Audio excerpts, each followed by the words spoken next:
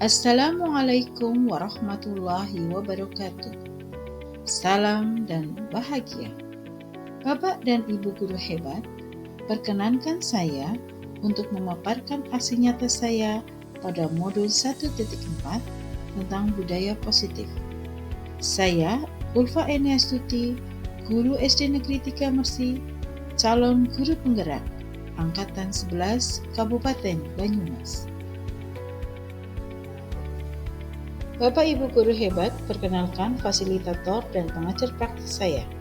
Untuk fasilitator Bapak Sanuri SPD MPD dan pengajar praktik saya adalah Ibu Arianti Frandi Melisa SST GR.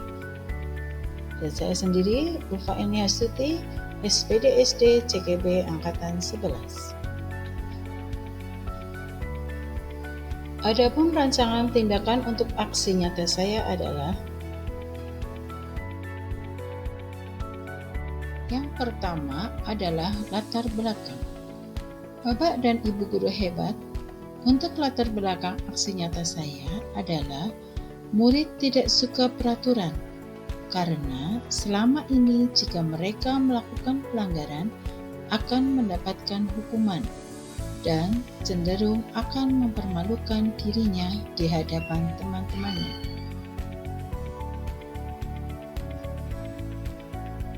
Dua, tujuan aksi nyata. Bapak dan Ibu guru hebat, untuk tujuan aksi nyata saya ada dua. Yang pertama, menciptakan murid yang merdeka dan disiplin diri yang kuat. Dua, menumbuhkan budaya positif di sekolah dengan meyakini nilai-nilai kebijakan universal. Bapak dan Ibu guru hebat, untuk tolak ukur aksi nyata saya, yang pertama, terbentuknya keyakinan kelas melalui kegiatan kesepakatan kelas yang dilakukan wali kelas dan siswa. Dua, siswa mampu menerapkan dan menjalankan keyakinan kelas yang telah dibuat. Bapak dan Ibu guru hebat, untuk lini masa tindakan, langkah-langkah yang akan dilakukan. 1. Menghadap kepala sekolah untuk menjelaskan pentingnya penanaman budaya positif dan keyakinan kelas di sekolah, serta meminta izin untuk mendiseminasikan bersama rekan guru. 2. Mengumpulkan rekan guru untuk melakukan diseminasikan pemahaman materi budaya positif, keyakinan kelas, dan segitiga restitusi. Yang ketiga, berkoordinasi dan berkolaborasi dengan wali kelas untuk membuat keyakinan di kelas masing-masing. Dan yang keempat, yaitu memantau, merefleksikan, dan mengevaluasi keyakinan kelas yang telah dibuat. Bapak dan Ibu guru yang hebat, adapun untuk dukungan yang dibutuhkan dalam aksi nyata saya ini, yang pertama adalah dukungan dari kepala sekolah, rekan guru, serta murid agar tindakan yang telah disusun dapat dilakukan secara lancar dan menyeluruh. Untuk dukungan yang kedua, yaitu sarana dan prasarana untuk menumbuhkan budaya positif di sekolah. Dan dukungan yang terakhir, yang ketiga adalah orang tua murid dalam melakukan budaya positif di rumah mereka.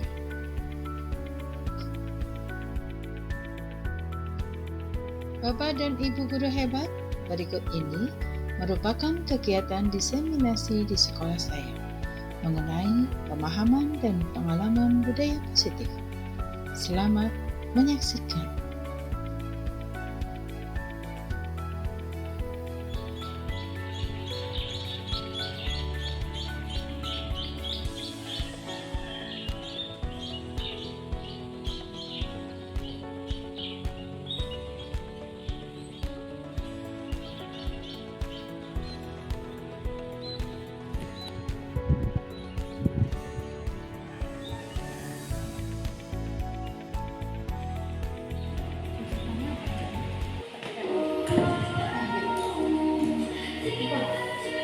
Assalamualaikum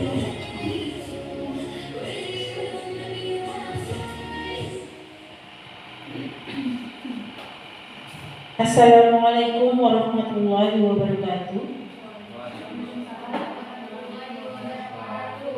Bapak Ibu guru hebat, salam dan bahagia.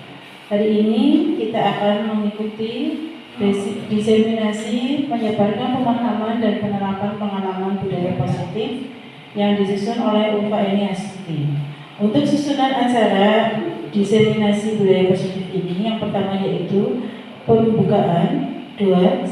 Sambutan kepala sekolah, 3. Penyampaian materi diseminasi budaya positif di sekolah, 4. Umpan balik, dan 5. Penutup.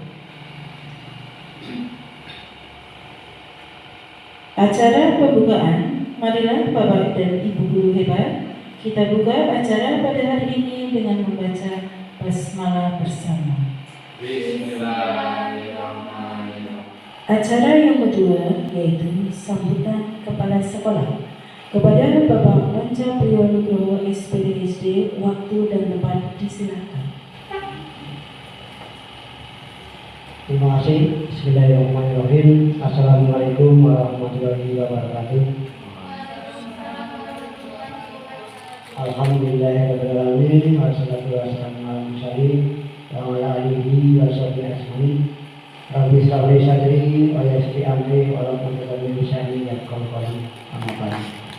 Yang saya hormati Bapak dan Ibu guru dan karyawan SD Negeri 3 Bersih, yang saya hormati Ibu Pak sebagai CGB tahun 2024 pada angkatan 11 yang berbahagia.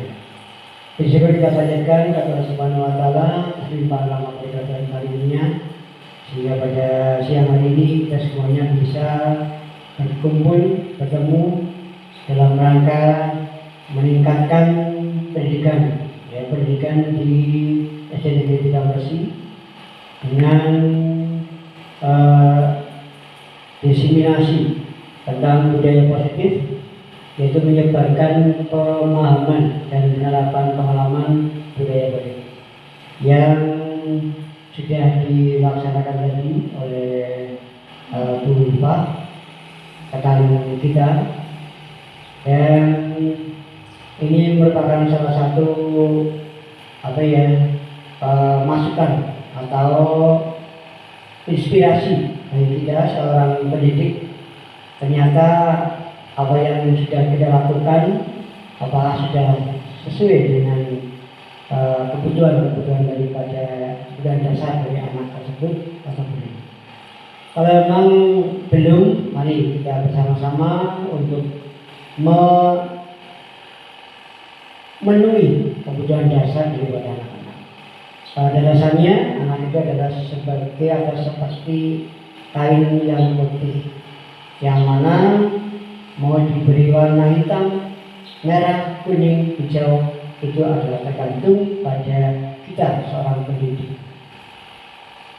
Apalagi orang tua siswa itu sudah menitipkan anak-anaknya kepada kita semuanya, sehingga kita bertanggung jawab dan insya Allah ini akan dimintai pertanggungjawabannya di akhirat.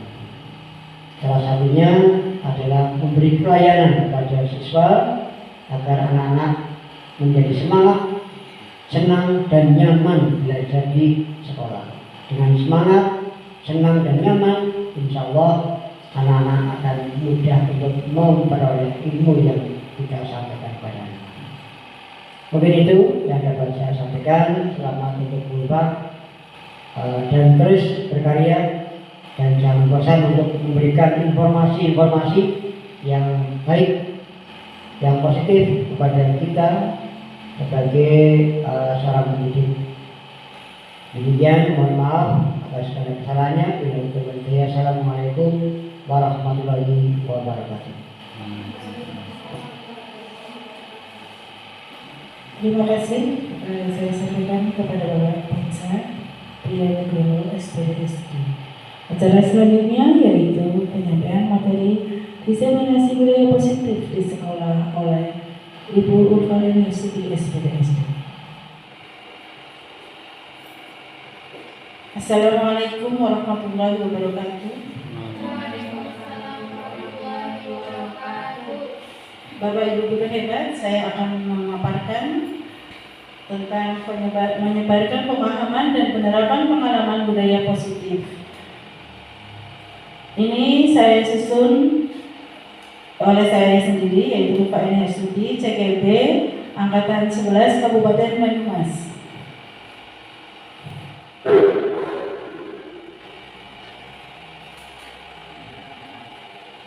Materi yang akan saya sampaikan ini ada beberapa, yang pertama yaitu perubahan belajar, yang kedua disiplin positif, 3 nilai-nilai kebajikan, 4 kebutuhan dasar manusia, 5 motivasi perilaku manusia, 6 posisi kontrol guru, 7 keyakinan kelas, dan yang terakhir adalah segitiga restitusi.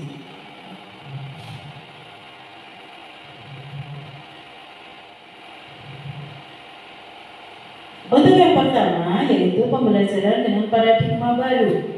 Pembelajaran dengan paradigma baru, Bapak Ibu, pembelajaran yang merupakan pembelajaran yang dirancang berdasarkan prinsip berdiferensiasi. Kita sudah sering mendengar, Bapak dan Ibu guru, apa itu berdiferensi? Ada yang tahu? Berdiferensiasi itu membedakan sesuai dengan minat dan bakat murid kita, sehingga murid belajar sesuai dengan kebutuhannya berdasarkan tahap perkembangan sesuai teori psikologi modern dan untuk mewujudkan profil belajar Pancasila. Ada berapa profil belajar Pancasila? Yang pertama, mandiri, beriman dan bertakwa pada Tuhan Yang Maha Esa. 2, mandiri. 3, bisa benar kritis, terus gotong royong, dan yang terakhir adalah kreatif. Ya. Miskonsepsi tentang teori kontrol. Nah, Bapak dan Ibu guru hebat, miskonsepsi ini tentang ilusi. Ilusi itu bayangan guru. Bayangan guru untuk mengontrol murid, bayangan guru bahwa semua penguatan positif efektif dan bermanfaat, dan ilusi bahwa kritik dan membuat rasa bersalah mampu menguatkan karakter, serta yang terakhir ilusi bahwa orang dewasa berhak memaksa. Ini ketika kita memberikan solusi kepada peserta didik. Selanjutnya, untuk mengubah paradigma stimulus respon ke pendekatan teori kontrol, itu ada stimulus respon atau teori kontrol.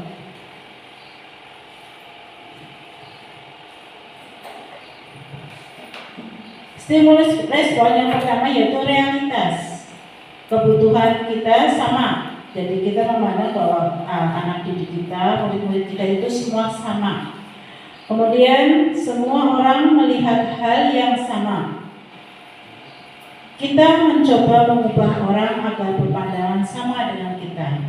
Perilaku buruk dilihat sebagai suatu kesalahan. Itu menurut stimulus respon. Sementara untuk teori kontrolnya, ternyata realitasnya kebutuhan kita itu berbeda. Setiap orang memiliki gambaran berbeda. Kita berusaha memahami pandangan orang lain tentang dunia. Semua perilaku memiliki tujuan.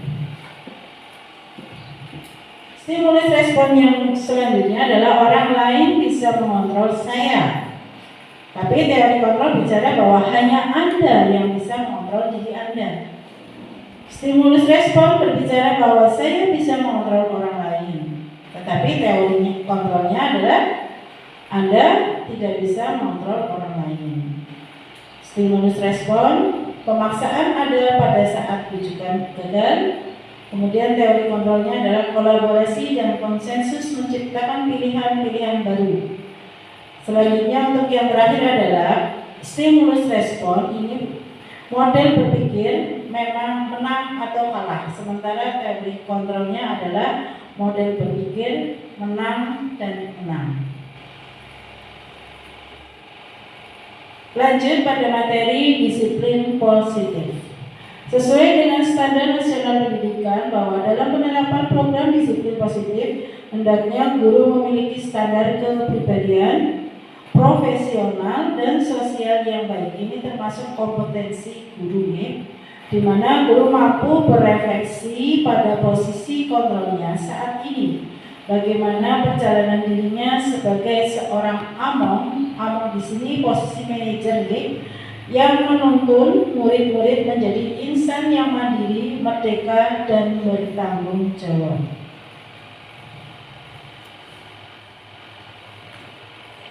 Disiplin positif adalah pendekatan yang edukatif dengan menekankan rasa hormat pada sesama dan kerjasama antara orang dewasa dan anak-anak. Berbeda dengan metode hukuman, ia bermaksud mendorong tindakan positif yang diberikan oleh teknik komunikasi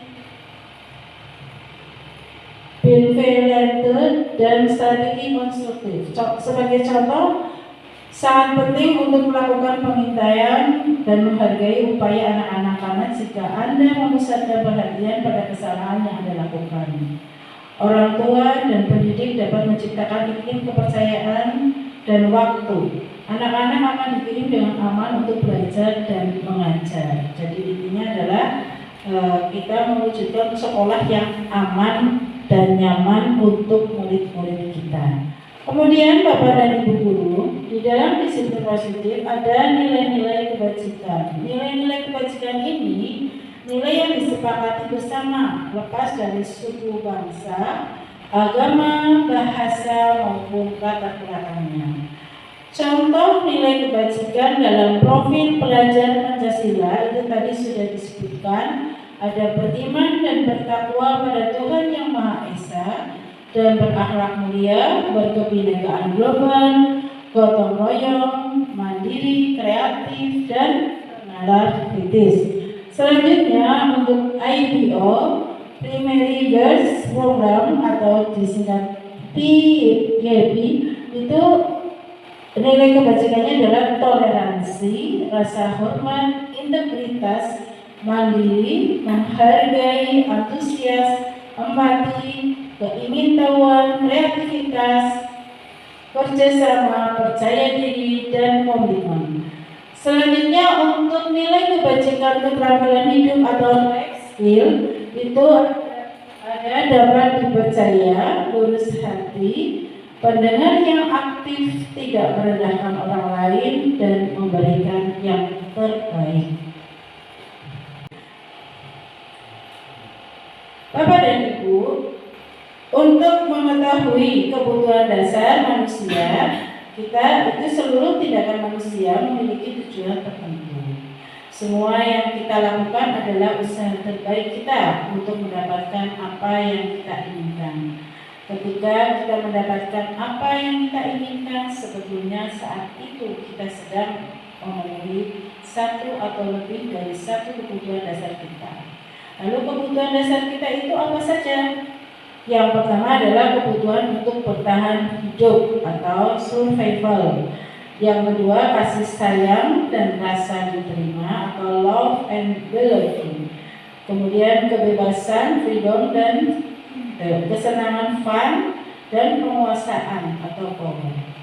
Ketika seorang murid melakukan suatu perbuatan yang bertentangan dengan nilai-nilai kebajikan atau melanggar peraturan, hal itu sebenarnya dikarenakan karena mereka gagal memenuhi kebutuhan dasar mereka.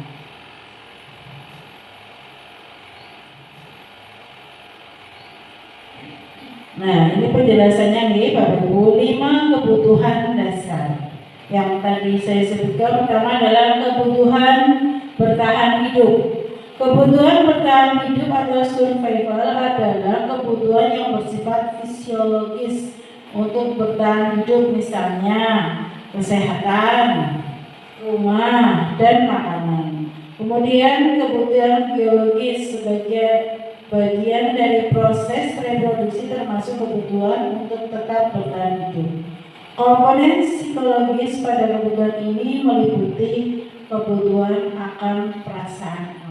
Untuk selanjutnya adalah kebutuhan kasih sayang dan rasa diterima.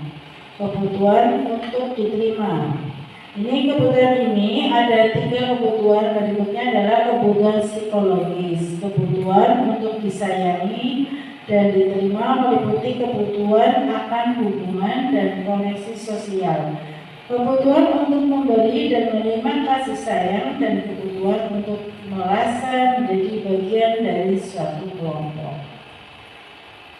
Kebutuhan selanjutnya adalah penguasaan atau kebutuhan pengakuan atas kemampuan.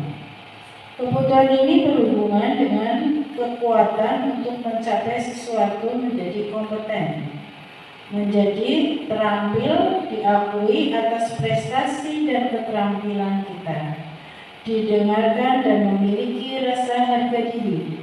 Kebutuhan ini meliputi keinginan untuk dianggap berharga, bisa membuat perbedaan, bisa membuat pencapaian, berkompeten, diakui, dihormati. Ini meliputi self-esteem dan keinginan untuk meninggalkan pengaruh. Kita itu juga perlu kebebasan. Kebutuhan untuk bebas adalah kebutuhan untuk kemandirian, otonomi, memiliki pilihan dan mampu mengendalikan arah hidup seseorang. Anak-anak dengan kebutuhan kebebasan yang tinggi menginginkan pilihan.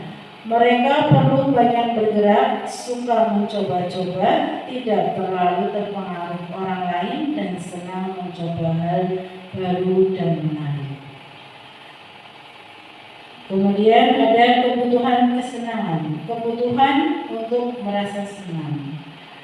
Kebutuhan dan kesenangan adalah kebutuhan untuk mencari kesenangan, bermain dan tertawa. Bayangkan hidup tanpa kenikmatan apapun, betapa menyedihkan. Glaser menghubungkan kebutuhan akan kesenangan dengan belajar. Nah, ini ada sebuah kasus Bapak Ibu, seorang anak kelas 3 SD. Begitu tiba di rumah, sepulang dari sekolah, dia menangis dan mengadu pada bahwa dia benci pada Ibu Rani, gurunya. Menurut Anda, apa yang berusaha dipenuhi oleh Dinda? Jika jawabannya seperti ini, bila Anda berada dalam posisi Ibu Rani dan mendengar informasi dari ibunya Dinda tentang perasaan Dinda hari itu, apa yang akan Anda lakukan pada Dinda besok ketika Dinda masuk sekolah dan kebutuhan Dinda terpenuhi? Kita bedakan dulu ya, kebutuhan Dinda berarti butuh apa Bapak Ibu? Menangis dan mengadu bahwa dia benci pada Ibu Rani. Berarti di sekolah kira-kira Dinda kenapa kok benci pada gurunya? Ya betul, bisa galak gurunya. Terus apa lagi? Kira-kira pulang sekolah nangis ngadu. Saya tidak diperhatikan. Mungkin butuh kebebasan, mungkin dibilangin terus ya. Coba kita lihat jawabannya. Coba kita lihat jawabannya. Nah, ternyata ketika ibu guru bilang aku tidak boleh bersenandung, misalkan pada waktu misalkan biasanya kan anak-anak suka nyanyi. Terus, nah ini berarti kita sudah apa? Iya, tidak memberikan kebutuhan kesenangan kepada anak. Kemudian ibu guru tidak menyapaku hari ini, padahal aku pakai jepit rambutan baru. Ternyata anak-anak juga perlu dipuji, Bapak Ibu. Ini adalah kebutuhan kasih sayang dan rasa diterima. Aku bosan, masa belajarnya cuma gitu-gitu aja, dari ibu guru saja. Ini biasa nih dalam metode ceramah nih Bapak Ibu.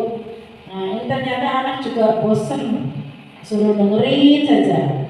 Nah ini adalah kebutuhan kebebasan untuk murid kita. Untuk selanjutnya aku sebel gambarku tidak rapi, malah ibu guru nunjukin ke teman-temanku di depan kelas, itu juga bisa menjadikan pengaruh anak benci kepada guru. Ternyata apa? Kebutuhan penguasaan murid tidak terpenuhi. Lalu tindakannya bagaimana? Kita perlu mengetahui tentang motivasi perilaku manusia. Kenapa mereka berbuat seperti itu? Kita harus perlu mengetahui motivasi atau dorongan perilaku manusia. Motivasi perilaku manusia itu ada dua, ada motivasi ekstrinsik dan motivasi intrinsik. Untuk motivasi ekstrinsik itu yang pertama untuk menghindari ketidaknyamanan atau hukuman. Aku takut berangkat telat kok dihukum. Ini adalah motivasi ekstrinsik. Untuk mendapatkan imbalan atau penghargaan dari orang lain. Saya ingin jadi juara 1 biar dapat hadiah. Nah, itu kan juga sebuah penghargaan, itu motivasi ekstrinsik. Kemudian motivasi intrinsik itu yang bagaimana? Yaitu untuk menjadi orang yang mereka inginkan dan menghargai diri sendiri dengan nilai-nilai yang mereka percaya.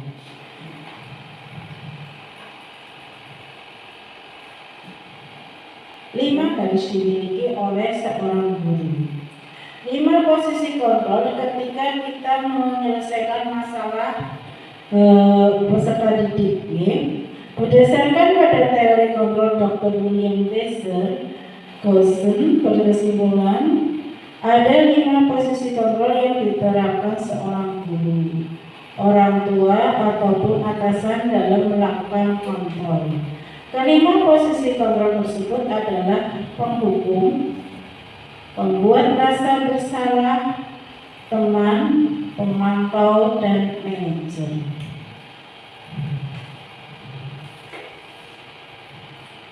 Penghukum itu yang bagaimana?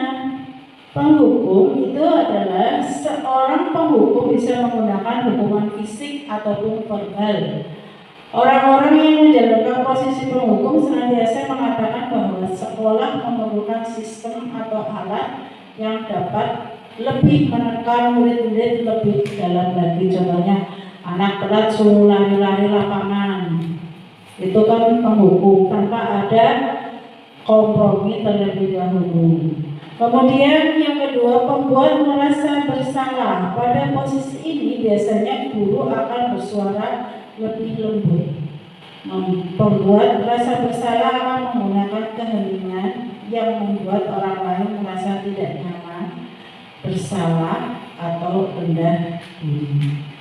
Yang selanjutnya, yang ketiga adalah teman.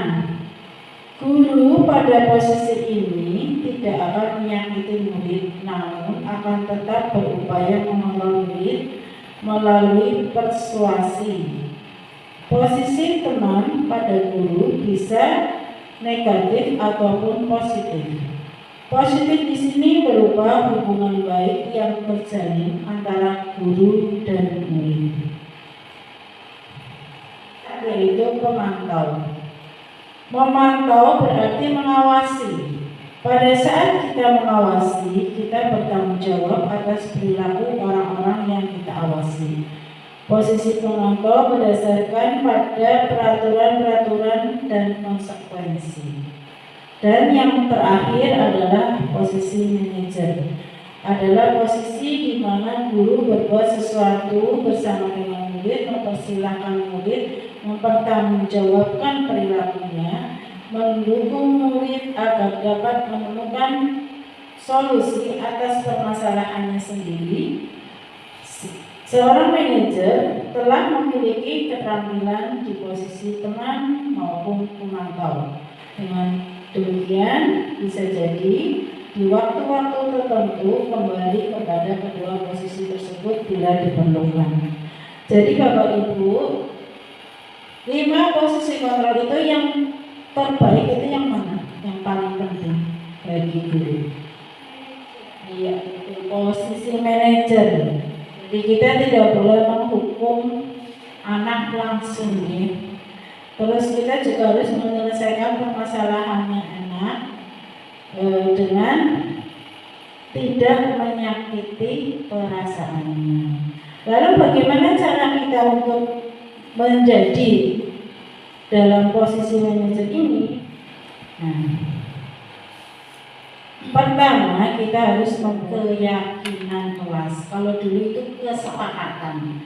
Kalau kesepakatan itu hanya sepakat saja, tapi kalau keyakinan itu ada kepastian. Contohnya begini Bapak Ibu. Pertama kita melarang anak membuang sampah sembarangan. Dilarang membuang sampah sembarangan. Kemudian kesepakatannya buanglah sampah di tempatnya. Lalu menjadi keyakinannya bagaimana? Jagalah kebersihan kelas. Begitu ya. Jadi agak lebih luas. Menjaga kebersihan itu tidak hanya membuang sampah, bisa merapikan tempat dan sebagainya. Mengapa perlu ada keyakinan? Nah, di sini kita jelaskan keyakinan kelas adalah fondasi penting dalam dunia pendidikan. Keyakinan ini mencakup rasa percaya diri, kemampuan untuk beradaptasi dengan perubahan, dan keyakinan bahwa setiap siswa memiliki potensi untuk berkembang. Di dalam kelas, guru berperan sebagai pemandu yang membantu siswa menemukan dan mengembangkan potensi mereka. Dengan menciptakan lingkungan yang mendukung dan inklusif, guru dapat memupuk keyakinan dalam diri siswa.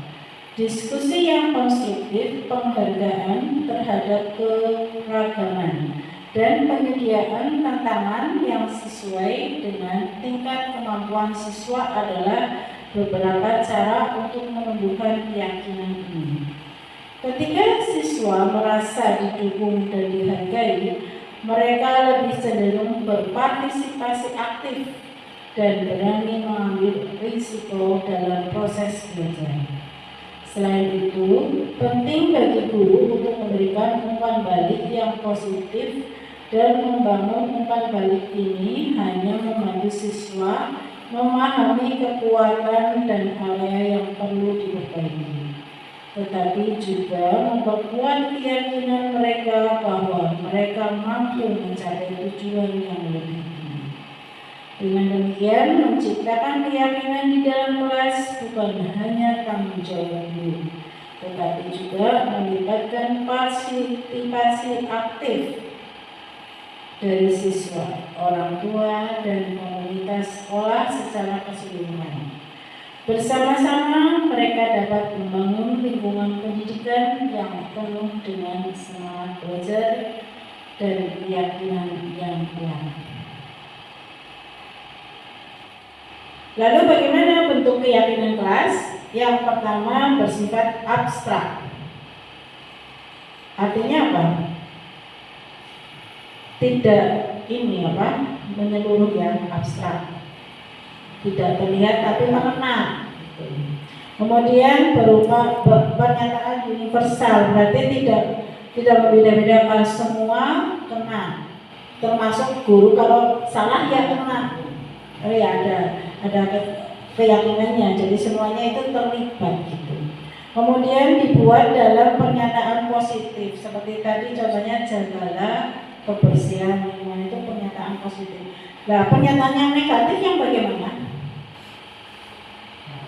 Dilarang, ada kata-kata dilarang, jangan, tidak boleh, itu adalah pernyataan negatif. Kemudian sedikit saja agar mudah diingat. Jadi yang namanya keyakinan itu kata-katanya singkat tapi bermakna. Kemudian sesuai dengan kondisi kelas dan sekolah sehingga mudah diterapkan. Jadi kita sesuaikan dengan kelas kita, kondisinya bagaimana, anak-anaknya bagaimana. Dan selanjutnya semua warga sekolah atau warga kelas dilibatkan untuk membuat keyakinan kelas. Kalau keyakinan kelas kita ya kita bersama siswa gitu. Dan perlu juga orang tua siswa. Ya Bapak Ibu, setelah kita memiliki keyakinan, kita dalam posisi dari manajer, kita juga harus mengetahui tentang apa itu restitusi. Restitusi adalah proses menciptakan kondisi bagi murid untuk memperbaiki kesalahan mereka, sehingga mereka bisa kembali pada kelompok mereka dengan karakter yang lebih kuat. Menurut dosen tahun 2004, restitusi membantu murid menjadi lebih memiliki tujuan, disiplin positif, dan memulihkan dirinya setelah berbuat salah. Penekanan bukanlah pada bagaimana berperilaku untuk menyenangkan orang lain atau menghindari ketidaknyamanan, namun tujuannya adalah menjadi orang yang menghargai nilai-nilai kebajikan yang mereka percayai. Nah, Bapak dan Ibu, tadi kan 5 posisi kontrol itu yang terpenting adalah posisi manajer. Nah, dalam mengatasi permasalahan anak, kita juga harus menggunakan restitusi. Nah, di sini restitusi ini ada digambarkan sebagai segitiga restitusi. Bapak dan Ibu guru, langkah-langkah restitusi ini ada 3. Makanya tadi disebutkan sebagai segitiga restitusi. Langkah yang pertama itu menstabilkan identitas. Jadi sebelum kita memutuskan suatu masalah anak, kita yang pertama adalah menstabilkan identitas. Menstabilkan identitas ini merupakan bagian dasar dari segitiga restitusi, bertujuan untuk mengubah identitas anak dari orang yang gagal karena melakukan kesalahan menjadi orang yang sukses. Anak yang melanggar peraturan karena sedang mencari perhatian adalah anak yang sedang mengalami kegagalan. Jadi ketika anak-anak kita punya pola ya yang kadang-kala perilakunya tidak sesuai dengan keyakinan kelas, nah itu berarti ingin mencari perhatian atau ingin tadi apa? Memenuhi kebutuhan dasar mereka. Memenuhi kebutuhan dasarnya, namun ada benturan. Kalau kita mengkritik dia, maka kita akan tetap membuatnya dalam posisi gagal. Kalau kita ingin dia menjadi reflektif, maka kita harus meyakinkan si anak dengan cara mengatakan kalimat seperti ini. Misalkan anak itu sedang bertengkar, kita bawa menghadap ke kita, mungkin di dalam waktu yang terpisah nih, bisa di kantor atau setelah anak pulang sekolah. Nah, kita nasihati bahwa berbuat salah itu tidak apa-apa. Saya juga pernah berbuat salah, gitu. Jadi anaknya itu tadinya takut, akhirnya kembali ke posisi normal, atau dengan marah-marah kembali ke posisi normal. Kemudian tidak ada manusia yang sempurna. Saya juga pernah melakukan kesalahan seperti itu.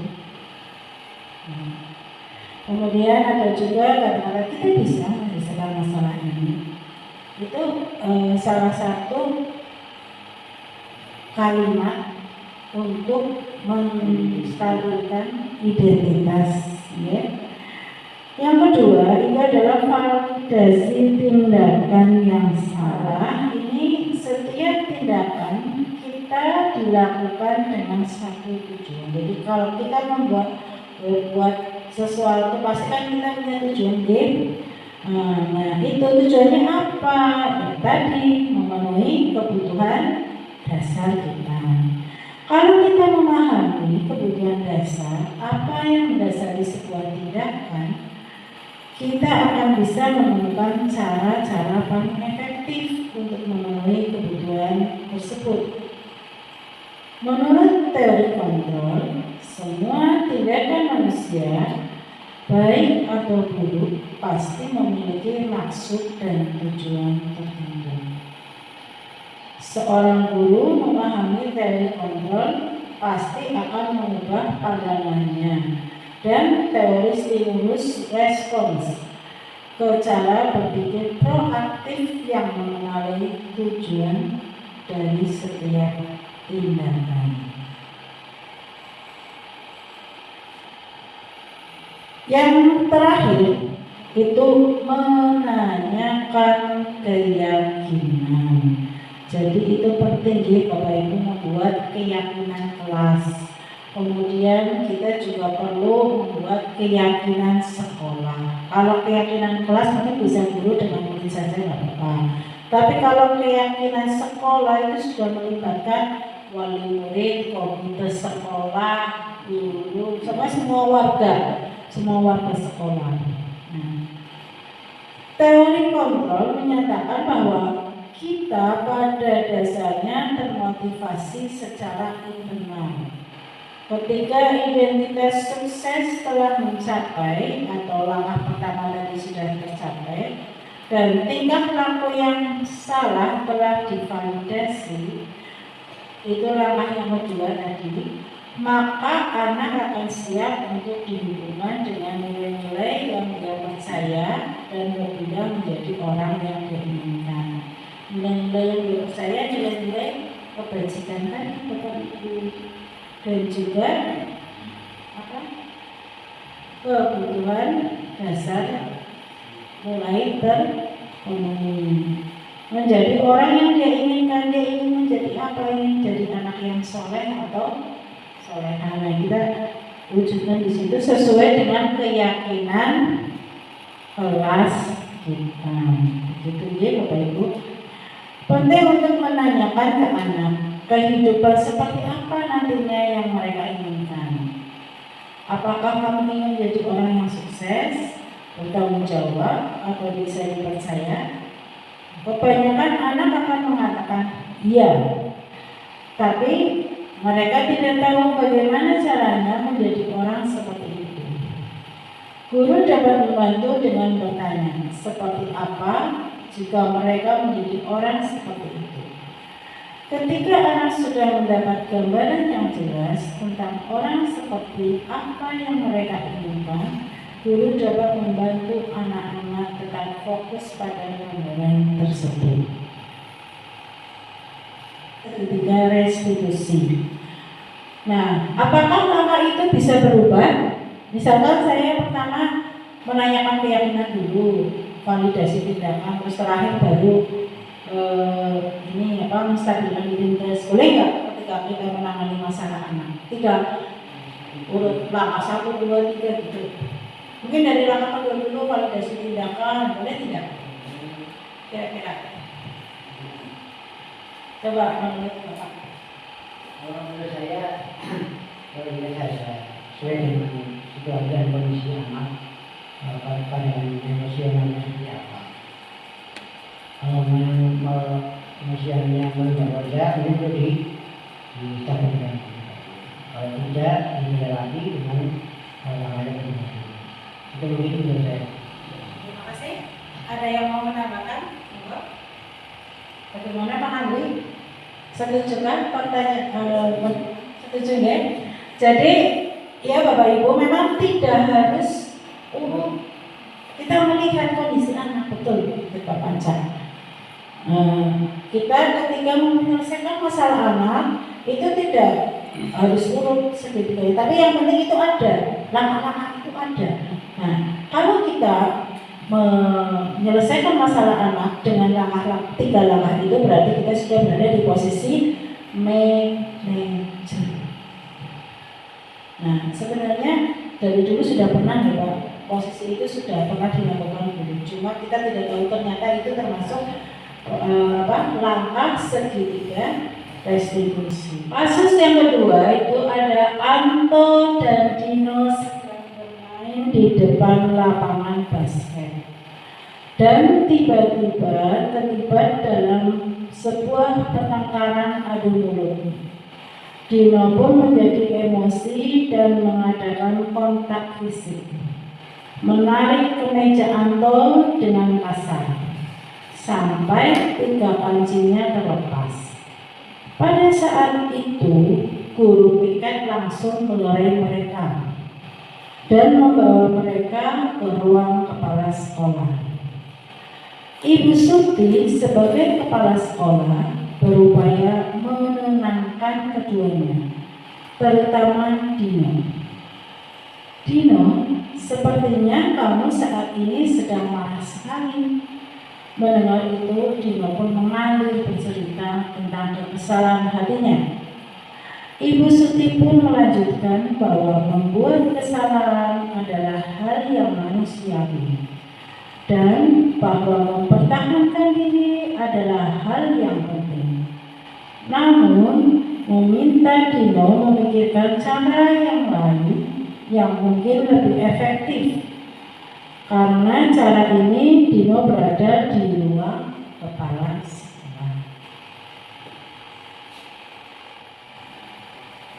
Selanjutnya, Ibu Suti melanjutkan bertanya tentang keyakinan sekolah yang disepakati, serta apakah Dino bersedia memperbaiki kesalahan yang telah dilakukan terhadap Anto.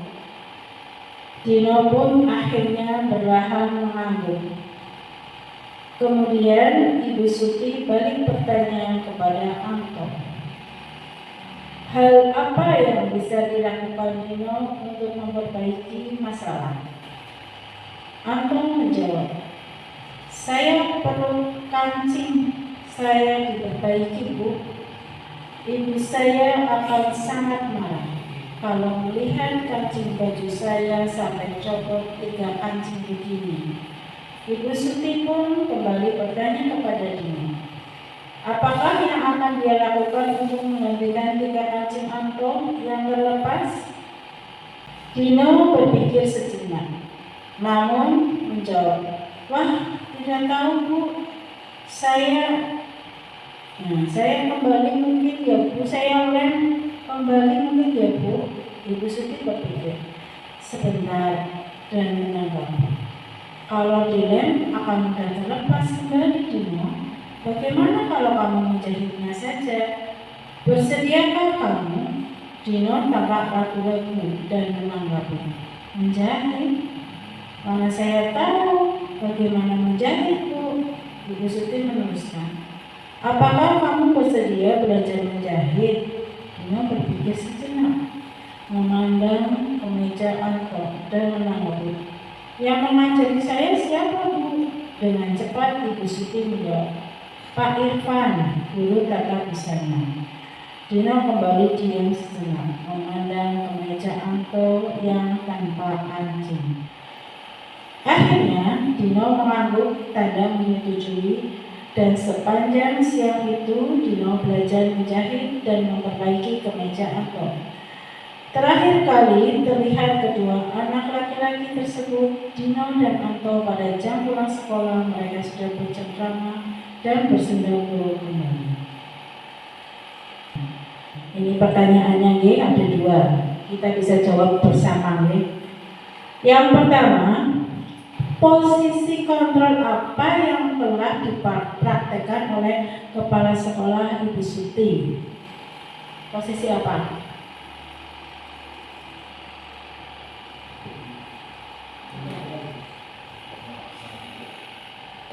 Iya tahu.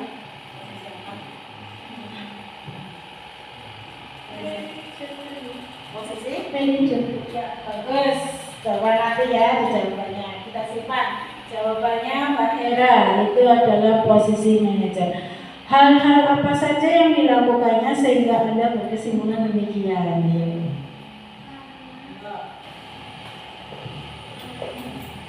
Berpendapat Ibu, karena menurut saya di awal ibu gurunya itu mempertanyakan tentang apa yang dilakukan oleh siswa, kemudian memberikan keyakinan bahwa setiap orang itu pasti berbuat salah, kemudian menanyakan tentang keyakinannya apa yang akan dilakukan setelah untuk menangani permasalahan tersebut. Misalnya menanyakan apa yang akan dilakukan. Ternyata siswa tersebut bingung untuk melakukan apa yang bisa ia lakukan untuk memperbaiki kancing yang lepas tersebut. Nah, ibu guru tersebut memberikan salah satu saran juga untuk belajar tentang cara menjahit dengan Pak Guru tata busana. Sehingga menurut saya guru tersebut melakukan berposisi sebagai manajer. Ya, terima kasih. Ada yang mau berpendapat lain? Enggak? Tidak ada? Ya, oke, kita kuncinya ya jawabannya Mbak Hera. Ya. Dalam kasus tersebut, bagaimana Dina dikuatkan dan bagaimana Amba dikuatkan? Kita lihat lagi kira-kira yang mana ini. Kira-kira yang mana ini? Kata-kata ini. Dikuatkan. Yang itu apakah kamu bisa persediakan ini ya? Saya perlu kancing, saya tidak bagi ibu saya sangat marah. Itu ibu Siti apa? Ini ya, dikuatkannya kata-katanya. Kemudian kita buka untuk jawabannya. Tadi sudah ya. Posisi kontrol apa yang telah dipraktikkan oleh kepala sekolah Ibu Siti tadi betul, Mbak Hera? Posisi kontrol sebagai manajer. Tepuk tangan buat Bu Hera. Selanjutnya, hal-hal apa saja yang dilakukan sehingga Anda berkesimpulan demikian? Tadi sudah betul, ya. Cuma Mbak Hera memberikan kata-katanya, tapi di sini telah melakukan langkah-langkah segitiga restitusi. Apa saja tadi ya? Menstabilkan identitas, validasi tindakan yang salah, dan yang terakhir menanyakan keyakinan. Pintar ya. Selanjutnya pertanyaan yang terakhir dalam kasus tersebut, bagaimana Dina dikuatkan dan bagaimana Amba dikuatkan oleh Ibu Siti? Dino dikuatkan dengan sikap Ibu Siti yang mampu menstabilkan identitas Dino. Tadi kancingnya bagaimana kalau sudah diperbaiki? Karena takut dimarahi dan sebagainya. Kalau diperbaiki bagaimana? Ya nggak apa-apa. Amba dikuatkan oleh Ibu Siti kenapa? Dengan menanyakan keyakinan sekolah. Paham semua? Apa ada yang perlu bertanya tentang segitiga restitusi? Ya, keyakinan sekolah itu kan ditulis, keyakinan sekolah itu ditulis atau hanya abstrak. Maksudnya hanya diingat-ingat oleh anak-anak saja, kemudian boleh digampang di satu tempat atau di kelas. Terima kasih Bapak Panca. Saya menjawabnya, kalau baiknya ya ditulis, ya. Karena kadang yang namanya manusia itu suka lupa, tapi tidak boleh terlalu banyak karena mudah diingat. Atau dipakai slogan, Pak. Ditempel di slogan kayak jagalah kebersihan lingkungan, ya, ditempel di ruang kelas atau ditempel di depan sebagai slogan-slogan itu yang kecil. Itu bisa ditempel-tempel di situ, tidak mesti harus satu lembar sekian ini keyakinan kelas kita ini. Boleh dibikin poster nih Pak, poster bisa seperti itu biar lebih menarik lagi. Ada yang lagi yang mau bertanya? Monggo, Pak Andri mau bertanyakan? Sudah jelas? Ya, oke. Bapak Ibu, demikian tadi pemaparan saya untuk apa tadi? Budaya positif ya. Apabila ada kekurangannya saya mohon maaf yang sebesar-besarnya. Wabillahi taufiq wal hidayah. Wassalamualaikum warahmatullahi wabarakatuh. Salam dan bahagia. Acara yang keempat yaitu umpan balik. Umpan balik di sini berisi tentang kesan dan pesan dari peserta diseminasi. Waktu dan tempat disilahkan. Saya minta kesannya dulu Mbak Ira.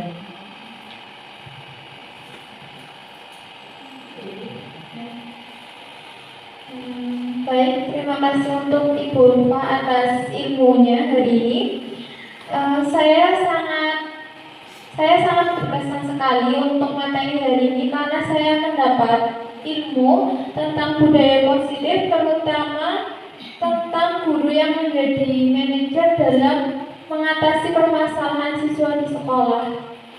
Hal tersebut tentunya dapat menjadi ilmu dan nama bagi saya untuk menjadi guru yang lebih baik lagi, terutama untuk mengatasi permasalahan di sekolah. Terima kasih.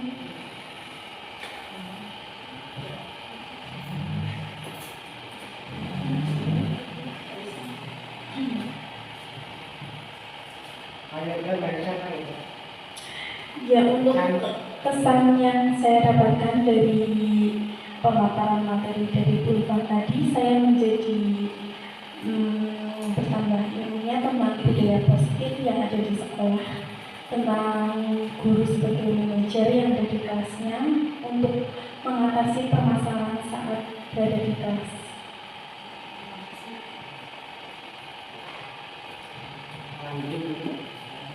Andri, ya, terima kasih atas umpan baliknya Ibu Bapak Guru yang hebat.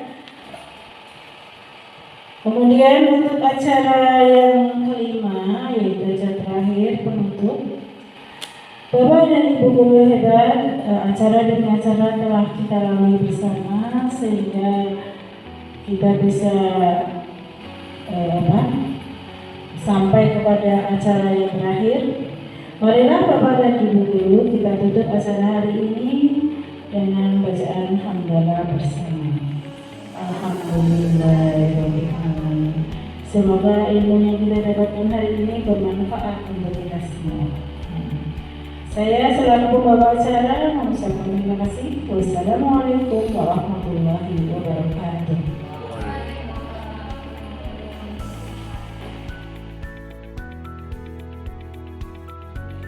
Assalamualaikum warahmatullahi wabarakatuh. Saya Panca Priyodoro sebagai Kepala Sekolah SD Negeri Sidamesi, Kabupaten Jawa Timur, Kabupaten Banyumas, adalah kepala sekolah dari calon guru penggerak, yaitu Bu Ulfa Iniastuti SPD SD. Setelah beliau menjadi guru penggerak, maka saya akan menyampaikan beberapa testimoni dengan adanya guru penggerak atau dengan adanya Bu Ulfa sebagai guru penggerak, maka banyak sekali manfaat yang didapat setelah beliau menjadi guru penggerak. Kami atau saya pribadi rasa sangat senang dan bersyukur. Berarti SD atau sekolah kami itu terangkat namanya, nama baiknya, ada seorang guru yang menjadi guru penggerak di dunia pendidikan. Dan notabene guru penggerak ini Bu Ulfa adalah dari satu korwil, itu hanya satu kelurahan, itu hanya sendiri yang menjadi guru penggerak. Kemudian dampak positif yang dapat kami rasakan dengan guru penggerak ini, banyak sekali manfaat positifnya. Di antaranya yang pertama, anak-anak sekarang menjadi lebih semangat belajarnya, anak-anak lebih senang dalam belajarnya, kemudian lebih nyaman guru-gurunya juga teman-teman daripada UFA itu juga mendapatkan banyak sekali ilmu yang baru yang tidak mereka dapatkan, maka bisa didapatkan dari UFA. Itu dampak positif untuk kami. Kemudian bagi orang tua juga sangatlah berpengaruh dalam mendampingi anak-anak untuk menitipkan anak-anaknya di SD Negeri 3 Musi.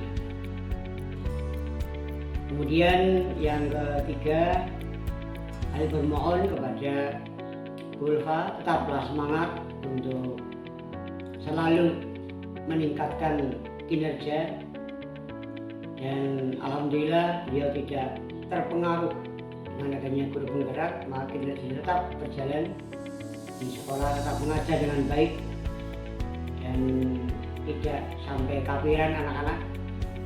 Kemudian dia juga bisa melaksanakan tugas tambahan dari kepala sekolah, bisa melaksanakan dengan baik, dan tugas-tugas utama, tugas pokoknya juga bisa dilaksanakan dengan baik.